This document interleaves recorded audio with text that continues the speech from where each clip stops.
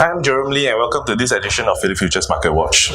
Now we're halfway through 2017 and a lot of events have happened which have shaped the world economy as well as a move of global markets and created a lot of volatility. So these are some events that have shaped the world economy. In January, Donald Trump became the 45th president of the United States, starting a 4-year term. In March, the UK triggered its Article 50.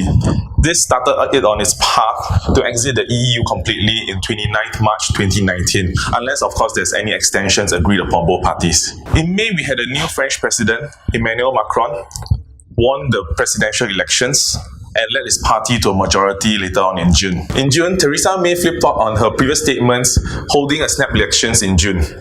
This ended disastrous for her party, which caused her to lose her majority. Beyond these events, we also had various terroristic acts and attacks around the world. This has also contributed to volatility in the global market. Of course, we're only halfway there. Alright, we have 6 months more of 2017, and there are more events to come. Other events include Germany, who will be voting on the 24th of September to see if Angela Merkel will be a chancellor for the 4th term. Beyond that, in US, there have been 2 rate hikes so far. There will be a possibility of a third one in either September or December. However, recent comments by Federal Chairwoman Janet Yellen have put a damper on things and has caused the US to be in a cloud of confusion. Now, all these events contribute to market volatility.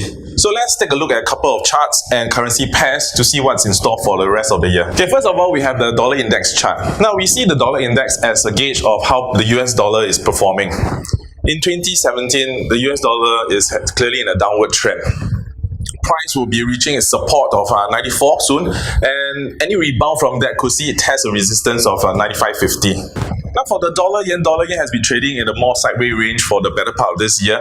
Supports are looking at the 11160 as well as 111 figure. Now a rebound from these support levels could see it test resistance at the 112 as well as beyond that a high of 11450, which will be the range high for the year. Now over to everyone's favorite currency pair, the euro versus the US dollar. Now the euro versus US dollar has been on a very strong uptrend since April.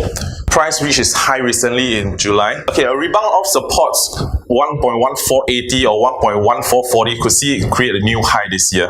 For sterling dollar, now sterling versus the US has not been very clear in its upward trend. This is due to it being plagued by political events happening in the UK.